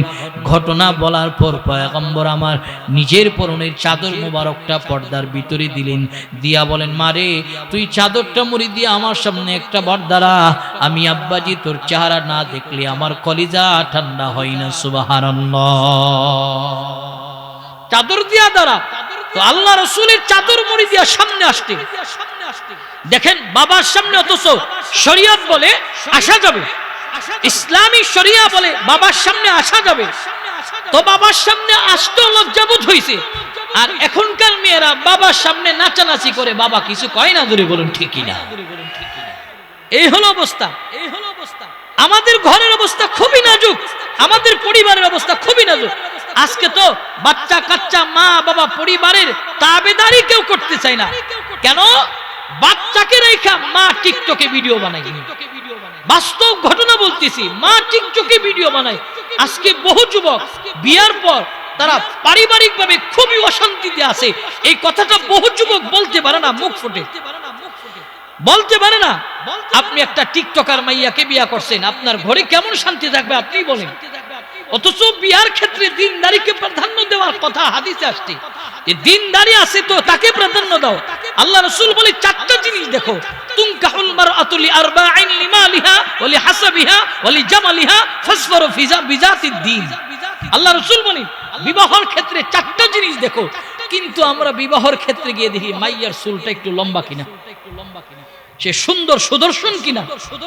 আগের মুরব্বীরা ঘরে পুত্রবধূ আনতে গেল দাস পাতাল করতো, গিয়া জিজ্ঞেস করতো নামাজ পড়নি, কোরআন শরীফ তিলাওয়াত জানোনি, তো তিলাওয়াত জানলে একটু তিলাওয়াত করো, তো তিলাওয়াতও শুনতো। আর এখন গিয়া দেখে মাইয়ার মাল আছে কিনা, লম্বা চুল আছে কিনা, সুন্দর সুদর্শন কিনা। লম্বা সুদর্শন সুন্দর দিয়ে আপনি শাক খাইবেন মিয়া, ঘরে আনলে কি লাভ হইব? যেই ঘরে পুত্রবধূ আসলে, যেই ঘরে তিলাওয়াতের আওয়াজ হয় না, তিলাওয়াত হয় না, এমন পুত্রবধূ আইনা কি লাভ হইব? এর চেয়ে একটা পুতুল আইনা দাঁড় করে রাখলো ভালো হইতো, জোরে বলুন ঠিক কিনা? যদি এটা শরীয়তে ইসলামে না যায়, যদিও না যায়, যদি কি করবেন? সে ঘরে আইসা তার পরবর্তী প্রজন্মকে সে কি শিখাবে? সে যদি টিকটকার হয় তার পরবর্তী প্রজন্ম টিকটকার হবে। আলহামদুলিল্লাহ আমরা বর্তমানে যারা আছি এই জেনারেশন, আমরা বেঁচেছি যে আমাদের মা বাবারা এখনো পর্যন্ত অ্যান্ড্রয়েড মোবাইল কিভাবে চালাইতে হয় এটাও জানে না। আমরা ভালো আছি মিয়া, আমরা প্রজন্ম এখনো ভালো আছি। বর্তমান প্রজন্মের অবস্থা হলো, বাস্তব কথাগুলি বলতেছি, বর্তমান প্রজন্ম কি শিখবে তার মা বাবা থেকে? সে নিজেও টিকটকার, গর্ভবতীকে বের হইলে ওইটারও টিকটকার বানাবো, এই হলো অবস্থা। এই কারণে আগে ঘরে যে মেয়ে আনবেন, পুত্রবধূ আনবেন, ইসলামিক শরিয়া দিনদারি তার মধ্যে আছে কিনা দেখেন। আল্লাহ রাসূল বলেন 1 নম্বর মাল, 2 নম্বর বংশমর্যাদা, 3 নম্বর সৌন্দর্য, এই তিনটাই নেই। 4 নম্বর রাসূল বলে দিনদারি আছে কিনা দেখো। গরিব হক, তার মধ্যে দিন আছে, কোরআন তিলাওয়াত জানে, নামাজ জানে, তাসবিহ তাহলিল করে, এমন মেয়ের ঘরে আনো। কিন্তু আমাদের অবস্থা হলো ভিন্ন রকম। ছেলের বাবাও খুঁজে যে স্মার্ট সুদর্শন মেয়ে লাগবে, টাকা পয়সা লাগবে, লম্বা চুল লাগবে, এক গোচ্ছা চুল, আর মেয়ের বাবাও তালাশ করে যে ছেলেটা স্মার্ট হইতে হবে। আমি আমার দেমাগের ভিতরে স্মার্ট নিয়ে একটা গবেষণা করছি। স্মার্ট কেমন? স্মার্ট যুবকদের প্যান্ট দেখবেন খালি নিচের দিকে খুলতে যায়, নিচের দিকে খুলে, এটার স্মার্ট কয়। নিচের দিকে খুলতে খুলতে হাওর বিল যেটা আছে সেটা দেখা যায়, এটারে কই স্মার্ট। অথচ মেয়ে বিয়ে দিতে গেলে মসজিদের ইমামের কাছে গিয়ে জিজ্ঞেস করেন আমার মেয়েটারে তার সঙ্গে বিয়ে দিব, সে কি ফজরের নামাজে আসে কিনা? ফজর পড়ে কিনা, তাকবীরে উলার সঙ্গে বা জামাত নামাজ পড়ে কিনা, তার আখলাক কেমন। আজকে তো অনেক মেয়ে বিয়ে বয়সেও স্বামীর ঘরে গিয়ে শান্তি নাই, অনেক ছেলে বিয়ে করেও শান্তি নাই। কারণ অনেক মেয়ে স্বামীর ঘরে গিয়ে শান্তি নেই, এক কারণ হলো স্বামীরা 3টা বাজে ঘরে ফিরে। তো স্বামীর যদি জিজ্ঞেস করে 3টা পর্যন্ত কইছিল, এমনি চুলের মুষ্টি দুইটা কিলাকিরি আরম্ভ হয়, শান্তি নাই ঘরের ভিতরে। আজকাল যারা বিয়ে শাদী করতেছে শান্তি নাই, এর একমাত্র কারণ শান্তি পাইতেন যদি দিনদারিকে প্রাধান্য দিতেন, প্রতিটা মুমিনের ঘরে শান্তি আসতো। জোরে বলুন ঠিক কিনা। শান্তি তো ওই জায়গায় চলে গেল, দিনদারি নাই। তো নবী আমার তাকে বললেন, মা তুমি কি এই কারণে আমার সামনে আসো নাই? বলে রাসূল বুকে জড়াইছে, বুকে জড়ায় কান্না করে বললেন, এরে আমার কলিজার টুকরা সন্তান ফাতেমা, শোনো, আমি তোমাকে গরিব একজন মানুষের ঘরে বিবাহ দিলাম। দুনিয়ার টাকা নাই, পয়সা নাই, কিন্তু তার কাছে দামি এক সম্পদ আছে। আনা মদিনাতিল ইলমিয়্যুন ওয়া আলিয়্যুন বাবুহা, আমি মদিনার সবচেয়ে বড় আলিম, আর ইলমের শহরের দরজা হলো আমার আলী। তার কাছে দামি সম্পদ ইলম আছে, ইলম আছে, এই কারণে বিবাহ দিলাম। রাহমাতাল লিল আলামিন আমার নিজের মেয়েকে নসিহত করে বলেন, এরি আমার কলিজার টুকরা আম্মা জান, খেয়াল করো, তে আমার আলীর মনে কষ্ট দেওয়া যাবে না, ব্যথা দেওয়া যাবে না, পর্দা করেই চলা লাগবে। আল্লাহ রাসূল গুরুত্বপূর্ণ নসিহত এবার নিজের মেয়েকে করলেন, এরি আমার আম্মা জান, যদি তুমি বেপর্দা হয় 1 সেকেন্ড করো, আমি নবী হতে পারি। নবী হওয়ার পর রাহমাতাল লিল আলামিন বলেন, আল্লাহর আদালতে আমাকে আব্বাজি দাঁড়াতে হবে বিচারের কাঠগড়ায়। অতএব পর্দা মেনে চলো, পর্দা মেনটেন করে চলো, পর্দা করে চলো। রাহমাতাল লিল আলামিন আবার ফাতেমাকে বলেন, এরে আমার আম্মা জান, জান্নাত জাহান্নাম যখন মেরাজের রজনীতে ভ্রমণ করলাম, ফের জিবরাইল আমাকে জান্নাতে নিয়ে গেল। জান্নাত ভ্রমণ করে জাহান্নামে যখন গেলাম, একদল নারীদেরকে দেখলাম তারা বুকের উপরে আগুনের আংটা লাগিয়ে আগুনের মধ্যে তাদেরকে পোড়ানো হচ্ছে। জিজ্ঞেস করলাম, এরা কারা? রাহমাতাল লিল আলামিনের প্রশ্নের জবাবে জিবরাইল বলেন, পয়গম্বর, এরা হলো দুনিয়ার উম্মতের ওই সমস্ত নারী যারা দুনিয়ায় কাপড় থাকা সত্ত্বেও বুকের উপরে কাপড় ব্যবহার করেনি। আল্লাহর পয়গম্বর আরেকটু সামনে বাড়লেন, সামনে বাড়ার পর তাকায় দেখলেন একদল নারীদের মাথার মধ্যে আগুনের আংটা লাগায় আগুনে ভাজি করা হয়। রাহমাতাল লিল আলামিন বলেন, এরে জিবরাইল, এরা কারা বলো?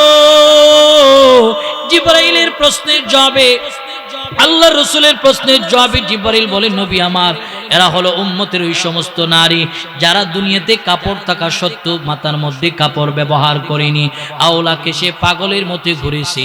রাহমাতাল লিল আলামিন এই ভয়ঙ্কর কথাটা ফাতেমা রাদিয়াল্লাহু তাআলা আনহাকে নসিহত করলেন। এরে আমার মর্যাদা এলাকার আব্বা জানেরা, এই আমার যুবক মুরব্বী পর্দার অন্তর আম্মা জানেরা, জাহান্নামের আগুন সহ্য করার মতো নয়। জাহান্নামের আগুন এতটাই ভয়াবহ হবে, দুনিয়ার আগুন তো আমাদের গায়ে লাগলে ফায়ার সার্ভিস দিয়ে নিবানো যায়, বালি সিটা দিলে নিবানো যায়, সংঘবদ্ধ হয়ে পানি মারলে নিবানো যায়। জাহান্নামের এত ভয়ঙ্কর আগুন সহ্য করার মতো নয়। হযরতে আবু হুরায়রা রাদিয়াল্লাহু তাআলা আনহু বলেন, জাহান্নামের আগুনটা এতটাই ভয়াবহ হবে, একটা অঙ্গে লাগার সঙ্গে সঙ্গে কলিজা পুরা দুর্গন্ধ আরম্ভ হয়ে যাবে, সেদিন সহ্য করতে পারবেন না। এরে আমার পর্দার অন্তর আম্মা জানেরা, ভালো করে শুনিয়ালন, পর্দার ভিতরে এখনো সময় আছে, ঢুকে যান। বাকি জীবন যেটা করেছেন ভুল, আল্লাহ তাআলার কাছে যদি ওই জীবনকে নিয়ে তওবা করা হয়, আল্লাহ তাআলা মাফ করবেন। কারণ আল্লাহ বলেন, বান্দার চোখের পানি আমার কাছে এত প্রিয়, এত প্রিয়, বান্দা যখন তার পূর্বের সমস্ত গুনাহের উপরে অনুতপ্ত হয়ে চোখের পানি ছেড়ে কান্না করে, কান্নার চোখের পানিটা নাকের ডগায় আসার আগে আগে আমি আল্লাহ বান্দার জীবনের সব গুনাহগুলিকে মাফ করে দিই। জোরে বলুন সুবহানাল্লাহ। অতএব এতদিন যা করছি ভুল, এখনো সময় আছে, ফিরে আসেন। তো আম্মা জান, আল্লাহ রাসূল সাল্লাল্লাহু আলাইহি সাল্লাম তার মেয়েকে বলতেছেন, আম্মা জান শোনো, এইভাবে তুমি পর্দা মেনটেন করে চলো, বেপর্দা করিও না। গুরুত্বপূর্ণ রাসূল নসিহত করলে এই নসিহতটা কতটা, আমি একজন নবী হয়ে তার মেয়েকে এই নসিহত করে, তো আমার আপনার মেয়েকে কেমন নসিহত করার দরকার। প্রিয় ভাইয়ের আমার, আরেকটা কথা না বললে নয়, আজকে আমাদের ঘরের নারীরা পর্দার যেরকম মেনটেন করে না, ঠিক তারা পুরুষ জাতিকে আকর্ষণ করার জন্য দামি দামি পারফিউম এদের গায়ে ব্যবহার করে এরা পুরুষের সামনে হাঁটাহাঁটি করে। এমন মহিলা আমাদের সমাজে আছে না নাই? শরীয়ত কি বলে? মেয়েরা পারফিউম ব্যবহার করবে না। এমন পারফিউম দাও তো পুরুষরা তোমাদের দিকে আকৃষ্ট, এটা হারাম, তোমাদের জন্য নাজায়েজ। কিন্তু আমাদের ঘরের নারীরা এমন কয়েক জাতের পারফিউম ব্যবহার করে ঘর থেকে বের হয়, তো পুরুষের সামনে দিয়া গেলে পুরুষ বলে উমুকের মাইয়াটা গেছে রে, যেই পারফিউম দিছে, এই যে আপনি তাকে জিনা করার একটা ব্যবস্থা করে দিলেন, সে আপনাকে নিয়ে কল্পনা করবে, তার জিনার মধ্যেই সে থাকবে। এই কারণে শরীয়ত বলে নারীরা এমন পারফিউমও ব্যবহার করা যাবে না। আজকের ঘরের নারীরা নিজের স্বামীর জন্য সাজে না, নিজের স্বামীর জন্য সাজে না, যেটা জায়েজ ওই জায়গায় দেখায় না, কিন্তু সাজে যখন বাহির দেয় তখন খুব সাজসজ্জা করে। এই সাজটা আপনার জন্য হারাম, যেই সাজ আপনার জন্য জায়েজ স্বামীকে আকৃষ্ট করার জন্য, এটা আপনি করেন না পর পুরুষকে আকৃষ্ট করার জন্য। আজকে আমাদের দেশের সমাজের প্রত্যেকটা নারী সাজগোজ করে, জোরে বলুন ঠিক কিনা? এই হলো অবস্থা। স্বামীর জন্য স্বাধীন, এটা শরীয়ত আপনাকে জায়েজ বলেছে। ইসলাম আপনাদেরকে বেঁধে রাখে নাই স্বামীর সাথে আনন্দ করবেন, ফুর্তি করবেন। শরীয়তে ইসলাম আপনাদেরকে বেঁধে রাখে নাই। ইসলাম নারীকে সম্মান দিয়েছে, অধিকার দিয়েছে। আম্মা জান আয়েশা সিদ্দিকা বলেন, দেখো যে আল্লাহ রাসূল আমাকে নিয়ে বিনোদনও করছে। আল্লাহু আকবার বলেন। বিনোদন ইসলামেও আছে। খালি বউ নিয়ে মোটরসাইকেলের পিছনে পর পুরুষরে দেখাইতে নিয়ে গেছেন, পর্দা নাই, এটা বিনোদন নয়, এটা নাজায়েজ। বিনোদন আছে যে আপনার ভিতরে, বাড়ির ভিতরে শরীয়ত সম্মত পর্দা আছে, তো বিবিরে নিয়ে আপনি দৌড়ঝাঁপ করেন, এটা ইসলাম সমর্থন করে। রাত্রের বেলা এই যে শীতের রজনীতে একটু শারীরিক চর্চার জন্য বিবিরে নিয়ে একটু ব্যাডমিন্টন খেলেন, শরীয়ত মেনে জায়েজ আছে। কিন্তু আমাদের অবস্থা হলো ওই জায়গায় শরীয়ত মানি না, তো বউকে মোটরসাইকেলের পিছনে পর পুরুষরে দেখায়, এটা আপনার জন্য জায়েজ নয়। আম্মা জান আয়েশা সিদ্দিকা বলে যে আমার রাসূল আমাকে কত ভালোবাসতো। আরে ভাই, ইসলামে কোনো কিছু গোপন রাখার জিনিস নয়। ইসলাম পরিপূর্ণ কমপ্লিট দিন, কমপ্লিট দিনের ব্যবস্থা ইসলাম, অতএব কোনো কিছুই গোপন নয়নি। আম্মা জান আয়েশা বলেন আল্লাহ রাসূল আমাকে কত মহব্বত করতেন, ভালোবাসতেন। আল্লাহ রাসূল যখন এই কাজ থেকে, দ্বীনের কাজ থেকে যখন ঘরে আসতেন, এসে দেখেন আমি আয়েশা রান্না বান্না হয়নি, আল্লাহ রাসূল আমার রান্না বান্নার কাজে সহযোগিতা করতেন। তরকারি কাটা হয়নি, তরকারি কাটে দিতেন। পানির মধ্যে পানি, মশকের ভিতরে পানি নেই, তো রাসূল পানি আগায় দিতেন। শুধু তাই নয়, আমার চুলায় রাসূল আগুন ধরাইয়া দিতেন। শুধু তাই নয়, আমি যে গ্লাস দিয়া পানি পান করতাম, আল্লাহ রাসূল এই গ্লাস দিয়া পান করতেন। আমি যে সাইড দিয়া মুখ লাগায় পানি পান করতাম, আল্লাহ রাসূল আমার সেই সাইড দিয়া মুখ লাগায় পানি পান করতেন। জোরে বলুন সুবহানাল্লাহ। মুহাব্বত, ভালোবাসা। আজকে তো স্বামী আর স্ত্রীর মুহাব্বত আর ভালোবাসা আলাক আলাক হয়ে গেছে, আলাক আলাক হয়ে গেছে। এর একমাত্র কারণ আমাদের অ্যান্ড্রয়েড ফোন। অ্যান্ড্রয়েড ফোন আমাদের যেরকম মানে উপকার করছে, তার চেয়ে 3 ডাবল ক্ষতি করছে। এখন যুবকরা 5 জন, আগের যুবকদের কথা বলতেছি, আমাদের সময় যখন অ্যান্ড্রয়েড ছিল না, আমরা 5 জন বন্ধু একসাথে বসলে একজন আরেকজনের কাছে সুখ দুঃখের কথা আমরা বিলীন করতাম আগে। আর এখন 5টা একসাথে বসে, একটা খেলে ফ্রি ফায়ার, আর একটা খেলে পাবজি, একটা অমুক দিকে সেটিং করে আর একটা তমুক দিকে সেটিং করে, পাগলের মতন কক গুলি দে গুলি দে গুলি দে গুলি দে। কি রে ভাই, বর্তমান বিজ্ঞান বলে আমাদের পরবর্তী প্রজন্ম হবে প্রতিবন্ধী। বিজ্ঞান গবেষণা করছে আমাদের পরবর্তী প্রজন্ম হবে প্রতিবন্ধী, কারণ এরা হলো ডিভাইসের প্রতি আসক্ত। রাত 3টা 4টা পর্যন্ত মোবাইল টিপে, তো ফজরের আগে ঘুমে যায়। অথচ ফজরের আজান শুনছো, বিছানা ছেড়ে দাও, এই কিন্তু বিছানা না ছেড়া, ওই সময় আমরা ঘুমে যাই। দেখবেন যেই যুবক আছে মোবাইল চালাইতে চালাইতে ঘুমায়, এদেরকে দেখলেই বোঝা যাবে এদের চোখের যে নিচের অংশটা একেবারে কালো হয়ে গেছে, কালো হয়ে গেছে। এদের দিকে তাকায় দেখবেন সারা রাত যারা মোবাইল চালায়, ডিভাইসের দিকে নজর দেয়, এরা কালো অংশটাই চেয়ে যায়, চোখের এই অংশটা অধিকাংশ কালো হয়ে গেছে। এর একমাত্র রোগ হলো রাত্রেও মোবাইল চালায়, দিনের বেলা পাগলের মতন খালি গুলি দিয়ে গুলি দিয়ে। এই হলো আমাদের বর্তমান প্রজন্মের অবস্থা। প্রিয় ভাইয়েরা আমার, এই যে স্বামী আর স্ত্রীর আলাক আলাক করে দিছে তাদের ভালোবাসা, এই মুঠোফোন যেরকম ক্ষতি করছে। ঘরের ভিতরে স্বামী আর স্ত্রী বসতে তো একটু গল্প করবে, কিন্তু গল্প নয়, স্ত্রীর হাতে একটা অ্যান্ড্রয়েড ফোন, স্বামীর হাতে একটা অ্যান্ড্রয়েড ফোন, স্বামী থাকে একদিকে, স্ত্রী থাকে আরেক দিকে। এই হলো বর্তমান প্রজন্মের অবস্থা। না, যত সম্ভব জরুরতান আপনার জরুরি একটা অ্যান্ড্রয়েড ফোন পরিবারের কাছে, আর না হয় বাটন ফোন দিয়ে রাখেন। কারণ আপনার স্ত্রীর কাছে ফোন থাকে, তো আপনার ছোট্ট বাচ্চারা খাইতে গেল কাম্য কার্টুন দেও, খাইতে গেল কার্টুন দাও, ঘুমাইতে গেল কার্টুন দাও। এখন কার্টুন দিয়ে তারে খাওয়াইতে হয়, কার্টুন দিয়েই ঘুম পাড়াইতে হয়। তার মানে ডিভাইসের প্রতি ছোট্ট থেকে আসক্ত। এই ছেলেটার দিমাগটা পচে যাবে। তো বিজ্ঞান যে গবেষণা করে কথা বললেন যে আমাদের পরবর্তী প্রজন্ম প্রতিবন্ধী হবে, এটাই তার বাস্তব প্রমাণ। জোরে বলুন ঠিক কিনা?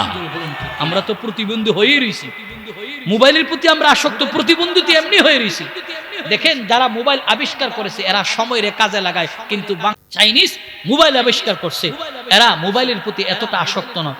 চাইনিজ যারা, এরা মোবাইল চালাই ঠিক, কিন্তু মোবাইল চালানোর মধ্য দিয়ে তারা একটা জিনিসকে তারা আবিষ্কার করে, একটা কোনো কিছু আবিষ্কার করে। কিন্তু আমরা কি আবিষ্কার করি? কোনো কিছু আবিষ্কার না, হুদাই নিজের পকেটের টাকা এমবি ঢুকায় এমবি গুলি উড়ায়। এই হলো আমাদের অবস্থা। জোরে বলুন ঠিক কিনা? আর চাইনিজ যারা মোবাইল আবিষ্কার করছে, এরা ডিভাইস চালাইলেও কোনো কিছু আবিষ্কার করে, এটা তারা মার্কেটিং করে, এর দ্বারা তাদের ব্যক্তিগত ফায়দা হয়। আপনি যে মোবাইল চালান কি ফায়দা হইতেছে? কোনো ফায়দা হইতো না, বরং আমার হায়াত শেষ, চোখের আলো শেষ, আমি প্রতিবন্ধী হওয়ার রাস্তাটাই বেছে নিলাম। জোরে বলুন ঠিক কিনা? এ কারণে আমাদেরকে মোবাইল যেরকম উপকার করছে তার চেয়ে বেশি ক্ষতি করেছে। সম্মানিত শুধু যে কথাটা বলতেছিলাম যে এই প্রজন্মকে একটা কাঠামোতে রেখে যেতে হবে। আমার সন্তান, ছেলে মেয়ে, বিবি বাচ্চা সবাইকে কাঠামোতে রেখে যেতে হবে, সবাইকে কাঠামোতে রেখে যেতে হবে। যেই কথাটা বলতেছিলাম, শরীয়তে ইসলামে যেই পারফিউম দিলে পুরুষ আমার দিকে আকৃষ্ট হবে, এমন পারফিউম ইউজ করা যাবে না, ব্যবহার করা যাবে না।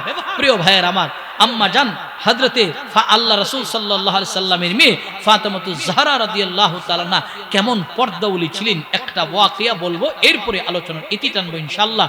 ফাতেমা রাদিয়াল্লাহু তাআলা তিনি তার স্বামীকে তাহাজ্জুদের ওয়াক্ত নামাজের মুসল্লায় বসে বলতেছেন, স্বামী আমার আলী শোনেন, আমি যেদিন পৃথিবী থেকে বিদায় হয়ে যাব, আপনি আমার জানাজার নামাজের ইলান করবেন না, মাইকিংও করবেন না। আমাকে ইলান মাইকিং ছাড়া যারাই আছেন আপনজন, তারাই আমাকে দাফন কাফনের ব্যবস্থা করবেন। জোরে বলুন আল্লাহু আকবার। হযরত আলী বললেন, কেন? বলে এই কারণে করবেন, কারণ জীবিত অবস্থায় আমি ফাতেমাকে কেউ দেখে নাই কতটুকু লম্বা ছিলাম, বেটে নাকি খাটো, লম্বা না মোটা নাকি চিকন, কেউ দেখে নাই। মারা যাওয়ার পর আমার লাশটা যখন মানুষের সামনে আসবে, কেউ না কেউ আমাকে দেখতে চাবে আমি কতটুকু লম্বা, খাটো নাকি মোটা, নাকি চিকন নাকি মোটা। অতএব জীবিত অবস্থায় যেহেতু কেউ দেখে নাই, মারা যাওয়ার পরে যদি আমাকে কেউ না দেখে। এখানে একটি স্পষ্ট মাসআলা হলো, মহিলা মানুষ মারা গেলে পর্দা দিয়া ঢেকে নাও, কিন্তু অনেক ক্ষেত্রে দেখা যায় পুরুষ মরল, এটার পর্দা দিয়ে আমরা ঢেকে নিই, পর্দা দিয়ে ঢাকা যাবে না। পুরুষরে এমনি জানাজার মাঠে নেওয়া যায়, কিন্তু এটা হলো তাকওয়া, এটা না করাটাই উত্তম। মহিলা যারা, এদেরকে আমরা পর্দা দিয়া ঢেকে নিব, এটাকে ইসলাম সমর্থন করে। পুরুষ ঢাকার দরকার নাই, তিনি পুরুষ, তিনাকে মানুষ দেখবে। সম্মানিত সুধী, এই কারণে আমাদের এই জায়গাটা খেয়াল করতে হবে। ফাতেমা রাদিয়াল্লাহু তাআলা বলেন, আমি মারা গেলে আমার লাশটা ওইভাবেই দাফন করে দেবা। রাহমাতাল লিল আলামিনের সাহাবী হযরত আলী রাদিয়াল্লাহু তাআলা মেয়ে জামাতা বলেন, এরি ফাতেমা, তুমি হলেন রাহমাতাল লিল আলামিনের মেয়ে, কলিজার টুকরা। আর হযরতে হাসান এবং হুসাইন রাদিয়াল্লাহু তাআলা আম্মা জান, জান্নাতের যুবকদের সর্দারের মা হযরত আলী রাদিয়াল্লাহু তাআলার বিবি। আমার তো মনে চাই তোমার জানাজার নামাজের ইলানটা সবাই কানে পৌঁছে যাক, সবার কানে পৌঁছুক, সবাই জানাজার নামাজ পড়ুক। রাহমাতাল লিল আলামিন সাহাবী আলী রাদিয়াল্লাহু তাআলা এই কথা বলার পর হযরতে ফাতেমা বলেন, স্বামী আমার ইলান করা যাবে না, মাইকিং করা যাবে না। এর নবীর উম্মতের দল, যুবক মুরব্বী, পর্দার অন্তর আম্মা জানে না, হযরতে ফাতেমা যেদিন দুনিয়া থেকে বিদায় হয়ে গেল, গভীর রজনীতে হযরত আলী রাদিয়াল্লাহু তাআলা জানাজার ব্যবস্থা করার জন্য গোসল করালো, কাফনে মোড়ায় খাটুলাই উঠালো। একদিকে হযরতে হাসান রাদিয়াল্লাহু তাআলা, আরেকদিকে হযরতে ইমাম হুসাইন রাদিয়াল্লাহু তাআলা, একদিকে হযরতে আলী রাদিয়াল্লাহু তাআলা। যেহেতু ওসিয়ত করেছে, দামি ওসিয়ত, ইলান করা যাবে না, মাইকিং করা যাবে না। এর নবীর উম্মতের দল হযরতে আলী রাদিয়াল্লাহু তাআলা ইলান করেন নাই, মাইকিং করেন নাই। খাটোলার কর্নার হলো চারটা, তিনজন তিন কর্নারে আছে, আরেকটা কর্নারে ধরার মতন কোনো লোক নেই। হযরতে আলী রাদিয়াল্লাহু তাআলা অবস্থায় পথের দিকে তাকালো, কোনো প্রতীক এই রাস্তা দিয়ে আসা যাওয়া করে কিনা। এমন সময় হযরত আলী রাদিয়াল্লাহু তাআলা দেখলেন একজন লোক চাদর মুড়ি দিয়ে সামনের দিকে আসতেছে। সামনে যখন একেবারে কাছাকাছি চলে আসছে এমন সময় তাকায় দেখেন যে লোকটা হাজির হলেন। এই লোকটার কেউ নয়, পয়গম্বরের প্রিয়তম সাহাবী হযরত আবু যর গিফারী রাদিয়াল্লাহু তাআলা। এরি নবীর উম্মতের দল, যুবক মুরব্বী, পর্দার অন্তর আম্মা জানেরা, হযরত আলী রাদিয়াল্লাহু তাআলা আবু যরকে দেখার পর বললেন, আবু যর, এত রাত্রে কেন তুমি এই দিক দিয়ে যাচ্ছ? আবু যর বললেন, আলী, যদিও তুমি আমার কানে আইলান পৌঁছাও নাই, মাইকিং করো নাই, তোমার বিবি হযরতে ফাতেমা দুনিয়া থেকে ওফাত হয়ে গেছে। আমি ঘুমের ঘরে ছিলাম, নবী আমাকে স্বপ্নে যুগে ঈশা বলতেছেন, আবু যর ঘুমাইস না, আলী আমার কলিজার টুকরা ফাতেমার নিয়ে দাঁড়াই রইছে। তিনজন তিন কর্নার ধরার মতন লোক আছে, আর একটা কর্নারে ধরার মতন লোক নাই। তুই আমার মেয়ের খাটুলাই ধইরা কবরে নামায়া তারে চিরতরি বিদায় করে দে। এই কারণে আমি আসলাম। রাহমাতাল লিল আলামিনের সাহাবী হযরত আলী রাদিয়াল্লাহু তাআলা এইভাবে তার বিবির ওসিয়তকে পালন করেছে। এরি নবীর উম্মতের দল, যুবক মুরব্বী, পর্দার অন্তরে আমার আম্মা জানেরা, এই কারণে বলবো, নিজে মারা গিয়া মরে যাওয়ার পরও পর্দা করতে চেয়েছে, আর আমাদের অবস্থা হলো জীবিত অবস্থায় পর্দা নাই। স্বামীকে দামি ওসিয়ত করতে পারি না, দামি ওসিয়ত করে যেতে পারি না। তারাই দামি যারা শরিয়াত মেনে পর্দা করে চলে, জাহিলি যুগের মেয়েদের মতন ঘর থেকে বের হয় না। আল্লাহ তাআলা বলেন, তারাই আমার কাছে দামি। জোরে বলুন সুবহানাল্লাহ। অতএব আমরা আমাদের পরিবারে সকলকে শরিয়াতে ইসলামের ভিতরে রাখার চেষ্টা করব। রাজি আছি ইনশাআল্লাহ? আল্লাহ কবুল করুক, সকলে বলুন আমিন। প্রিয় ভাইয়ের আমার, যা কথা বলছি অগুচানো কথা, এলোমেলো কথা, সব কথা লিল্লাহি, আল্লাহর জন্য বলেছি। আপনাদের সাথে কোনো আদাওয়াত দুশমনী নেই। সাময়িক সময়ে পরিবেশকে সামনে রেখে কথা বলেছি। সম্মানিত সুধী যুবক ভাইয়ের অধিকার থেকে কথা বলছি, মানার চেষ্টা করেন। রাত্রের বেলা কত যুবক ঘুমের ঘরে গেছে, আর ঘুম থেকে উঠতে পারেন। কত যুবক স্বপ্ন নিয়ে বের হয়েছে, আর ঘরে ফিরে আসতে পারে। অনেকে দেখতেছি যে ওয়াজ শুনে তো মনে করে যে আমারে বলে না, অন্য কাউকে বুঝি বলতেছে না, তোমাকেই বলতেছি। রাত্রি ঘুমের ঘরে গেছে, বহু যুবক ঘুম থেকে উঠতে পারে নাই, ঘর থেকে বের হয়েছে স্বপ্ন নিয়ে, ঘরে ফিরে আসতে পারে নাই। কত মানুষ কত স্বপ্ন নিয়ে করে, স্বপ্ন বাস্তবায়ন হয় না। বর্তমান বিজ্ঞান আরেকটা জিনিস গবেষণা করছে, এখনকার সময়ে সবচেয়ে বেশি মৃত্যুবরণ করে যুবকরা। আগে মধ্যবয়সী বৃদ্ধ হইলে মারা যেত, কিন্তু এখন যুবকরা সবচেয়ে বেশি স্ট্রোক করে মারা যায়। এর একমাত্র কারণ হলো যুবকরা তাদের হায়াতের মূল্যবান সময়টা এমন কাজে ব্যয় করে, যেই কাজে ব্যয় করার কারণে তাদের টেনশন, ডিপ্রেশন সবচেয়ে বেশি কাজ করে। এই কারণে যুবকরা স্ট্রোক করতেছে। এই কারণে যুবক এখানে যারা আছো, মনে করো না হুজুর শুধু বুড়াদেরকে নিয়ে ওয়াজ করতে, এরা মানবো আর আমরা মানবো না, আমাদের বয়স আছে না। আপনাদের মতন বহু যুবক এই কথা বলেছে, কিন্তু এরা শেষ পর্যন্ত জীবনের শেষ লগ্নে পৌঁছাতে পারে না। আজরাইল ঈশা থাপ দিয়া রূহটা নিয়ে গেছে, কারণ এই রূহ আল্লাহর হুকুমে ঢুকছে, আল্লাহর হুকুমেই বের হবে। কখন বের হবে জানা নাই, তবে মরতে তো হবে এটা নিশ্চিত, তবে সময়টা অনিশ্চিত। জোরে বলুন ঠিক কিনা? মরতে তো হবে, এই বিষয়ে সকলেই একমত, কিন্তু কখন মরবো জানি না। এই কারণে সব সময় প্রস্তুত থাকেন, নাপাক হালতে থাকেন না। এখনকার যুবকরা তো নাপাক হালতে অধিকাংশ সময় বেশি কাটায়, নাপাক হালতে তাকায়, নাপাক হালতে যে কাটাইতেছে, মৃত্যুটা যদি হালতে হয় অবস্থাটা কি হবে? আজকের যুবকরা প্রস্রাব কইরা তারা ঢিলা কলম ব্যবহার করে না, টয়লেট পেপার ব্যবহার করে না, তারা নাপাক হালতে ঘুরতেছে। এখন যদি মরণ হয় তোর অবস্থা কি হবে? নাপাক হালতে ঘুমায়, নাপাক হালতে সবকিছু করতেছে। প্রিয় ভাইয়ের আমার, এই কারণে বলবো যে একটু নিজেকে পাক ও পবিত্র অবস্থায় চলেন, অন্তত 5 ওয়াক্ত নামাজ বা জামাত আদায় করার চেষ্টা করেন। কারণ যৌবনের সময়টা আল্লাহ তাআলার কাছে খুব মূল্যবান।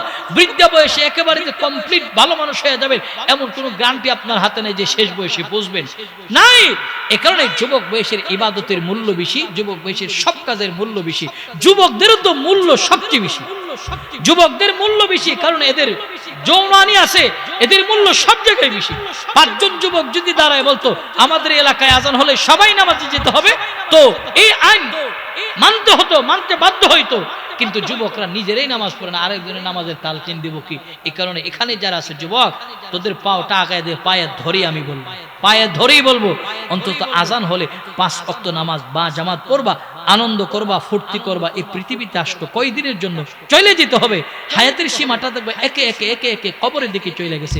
কবি বলেন, কদম সুইয়ে মারকাত নজর সুইয়ে দুনিয়া, কাদা হার যা রাহা হয়, কাদা হার দিক রাহা হয়। তাকাও তোমার বাবার দিকে, তিনিও তোমার মতন নওজোয়ান ছিল, যুবক ছিল, দাড়িটা কচকচা কালো ছিল, সাদা হয়ে গেছে, দাঁত পড়ে গেছে, দুর্বল হয়ে গেছে, এখন কুদাম দিতে পারে না, এখন ধমক দিতে পারে না, সেই শক্তি নেই। আগে তার ধমকে সবাই থরথর করে কাঁপতো, এখন সেই সামর্থ্য নাই। তুমি তাদের দিকে তাকাও, এদের মতনই তো আমাদের হতে হবে, এদের মতনই তো হতে হবে। এখন দাঁতগুলি খুব মজবুত, দাঁতগুলি খুব মজবুত, একদিন এই দাঁত থাকবে না, চেহারা খুব ফোকাসে থাকবে না, নরম হয়ে যাবে, দুর্বল হয়ে যাবে। এদের দিকে একটু তাকাও, এরা আমাদের জন্য সবক, এরা আমাদের জন্য সবক, এরা আমাদের মতনই ছিল। কবি বলেন, প্রত্যেকটা মানুষ কবরের দিকে চলে যাইতেছে, কিন্তু তাকায় আছে মায়াবী দুনিয়ার দিকে। দুনিয়াতে কি করতে বললাম? দেখেন, বন্ধু বান্ধবের আড্ডা গুজব যা আছে সব বৃথা। এরা আমার কেউ আপন না, কেউ আপন না। যখন আমার মরণ চলে আসবে, কেউ আপন না, সবাই আমার জানাজার ইলান শুনবে, আমার কবরে মাটি দিবে, যার যার করে থাকবে, সবাই যার যার মতন করে চলবে।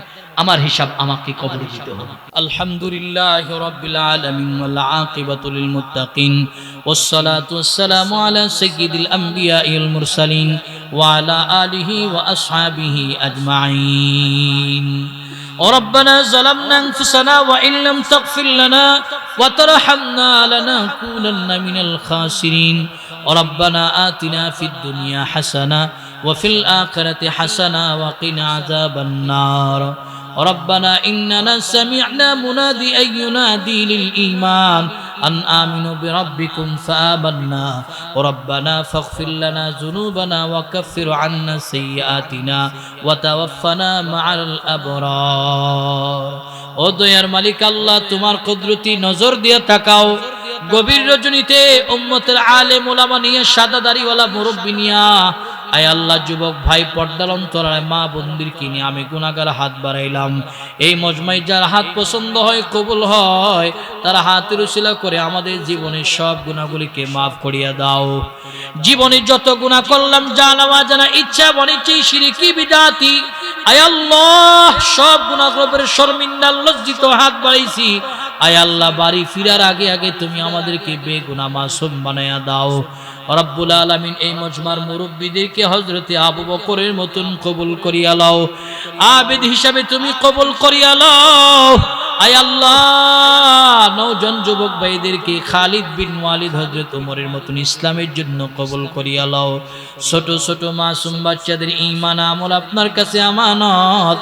আয় আল্লাহ, পর্দানিশী অনেক মা বোনেরা আমার হাত বাড়াইছে, পর্দানিশী মা বোনদেরকে ফাতেমার মতো বানায়া দাও, খাদিজার মতো বানায়া দাও, আমেনার মতো বানায়া দাও। ও দয়ার মালিক আল্লাহ, এই এলাকার আসমানি গজব আসমানে উঠে নাও, জমিনি গজব মাটির নিচে দাফন করে দাও আল্লাহ। রব্বুল আলামিন, আমাদের এই মজমায় অসুস্থ রোগীদেরকে শিফা দিয়া দাও, অভাবীদের অভাব দূর করে দাও, পেরেশান ওয়ালার পেরেশানি দূর করে দাও। কৃষক ভাইদের কৃষি জমিতে আল্লাহ তুমি বারাকা বাড়ায়া দাও, সব রকমের মুসিবত আযাব গজব থেকে তুমি তাদের কৃষি জমির হেফাজত করো আল্লাহ রব্বুল আলামিন। আয় আল্লাহ, এমন কোন মুনাজাত জীবনের বাদ নাই যেই মুনাজাতে মা বাবার কথা বলা হয় না। আল্লাহ, তোমার মায়ার নজর দিয়ে তাকাও। এই মজমার ভিতরে কে জানি ইতিমের মতো দুইটা হাত বাড়াইছে, কার জানি মা নাই, কার জানি বাপ নাই, কে জানি নিজের কাফন পরা বাবারে দেখছে, কাফন পরা মারে দেখছে, কে জানি নিজের হাতে নিজের বাবারে কাফন পরাইছে আল্লাহ, মারে কাফন পরাইছে আল্লাহ, খাটুলা কাঁধে বহন করে কবরে নিছে। তামাম পৃথিবীর খবর টেলিফোনের মাধ্যমে লওয়া যায়, কিন্তু বাড়ির বাঁশবাগানের নিচে মা 3.5 হাত মাটির নিচে শুয়েছে, বাবা শুয়ে আছে। শীতের রজনীতে আমরা কত কম্বল আরাম মরি দিয়া আমরা ঘুমাই। আয় আল্লাহ, ঝড় তুফানের পানি বাবার কবরের পাশে দিয়া গড়গড়িয়ে যায়। বাবারে জিজ্ঞেস করতে পারি না, বাবা কেমন আছো? কবরে কি পানি ঢুকতেছে? এই যে মাটি ঠান্ডা, আয় আল্লাহ বসতে কষ্ট হয়, ঘরে গিয়ে লেপ কম্বল দিয়ে আরামে ঘুমাই। এই ঠান্ডা রজনীতে বাবারে জিগাইতে পারি না, বাবা মা কবরে কোন হালাতে আছো? কবরের মাটি ঠান্ডা লাগে কিনা? আয় রব্বুল আলামিন, আয় আল্লাহ আমাদের এই মজমায় আমাদের যাদের মা বাবা নাই, আমাদের আব্বা আম্মার কবরটারে জান্নাতের বাগান বানাইয়া দাও। আমাদের গুনাহের কারণে এদেরকে জাহান্নামের আগুনে জ্বালায়ও না আল্লাহ। আমাদের গুনাহের কারণে এদেরকে জাহান্নামের আগুনে জ্বালায়ও না। আয় রব্বুল আলামিন, আমাদের যাদের মা বাবা বেঁচে আছে দীর্ঘ লম্বা নেক হায়াতে তৈয়বা দাও। মা বাবার খেদমত আমাদের করার তৌফিক দাও। আমাদের যাদের সন্তান নাই নেককার আওলাদ তুমি দাও। ও রব্বি হাবলি মিনাস সালিহিন। আয় আল্লাহ আমাদের যাদের সন্তান দিয়েছো, সন্তানের কারণে রাস্তাঘাটে হাটে বাজারে মানুষের সামনে জিল্লতি আর বেইজ্জতির জিন্দেগি দিও না আল্লাহ। আমাদের সন্তানগুলিকে পাক্কা দিনদার হিসেবে কবুল করিয়া লও রব্বুল আলামিন। এই মসজিদের যত জরুরত আছে গায়বী খাজনা থেকে পুরা করিয়া দাও। আয় আল্লাহ মসজিদের জায়গা জমি যারা সহযোগিতা করে সকলকে মাফ করে দাও রব্বুল আলামিন। আমরা এখানে যারা হাত বাড়াইছি আমাদের কি জীবন একবার হলো খানে কাবা বাইতুল্লাহ, আল্লাহর ঘর জিয়ারা, তোমার ঘর জিয়ারা করার তৌফিক দাও আল্লাহ। তোমার বন্ধু রওজা আতহারের সামনে দাঁড়ায় দিল থেকে সালাম দেওয়ার তৌফিক দাও। আমাদের সাদ আছে, সাধ্য নাই, স্বপ্নের যুগে হলো আমাদের নবীর দিদার একবার নসিব করাইয়া দাও ও রব্বুল আলামিন। যে আলোচনা করা হয়েছে প্রত্যেকটা সহিহ কথা লোকগুলোর উপর আমাদের আমল করার তৌফিক দাও। এই মাহফিলটাকে কিয়ামত পর্যন্ত দায়েম এবং কায়েম রাখো। মাহফিলের উসিলা করে এই এলাকার মুর্দাগানকে তুমি মাফ করে দাও, জীবিতদেরকে তুমি মাফ করে দাও। আয় আল্লাহ আমাদের বাংলাদেশে শান্তির দেশ হিসেবে কবুল করিয়া লাও। বহির্বিশ্বের যত চক্রান্ত ষড়যন্ত্র আছে আল্লাহ সমস্ত ষড়যন্ত্র থেকে লাল সবুজের পতাকারে আপনি হেফাজত করেন আল্লাহ। খাস করে মালিক এই মজমায় যারা হাত বাড়িয়েছে এদেরকে দেওয়ার মতন আমি গুনাহগারে কিছু নাই। আয় আল্লাহ আমার ডানে বামে সামনে পিছনে আমার চেয়ে যোগ্য যোগ্য ব্যক্তি রয়েছে, আয় আল্লাহ তাদের জুতা বহন করার যোগ্যতা নাই রব্বুল আলামিন। যার হাত পছন্দ হয় তার হাতের উসিলা করে আমাদের জীবনের সব গুনাহগুলিকে মাফ করে দিয়া আমাদের মুনাজাত নবীর তোফাইলে কবুল আর মঞ্জুর ফরমাও। রব্বানা তাকাব্বাল মিন্না ইন্নাকা আনতাস সামিউল আলিম وتب علينا إنك أنت التواب الرحيم سبحان ربك رب العزة عما يصفون وسلام على المرسلين آمين آمين برحمتك يا أرحم الراحمين.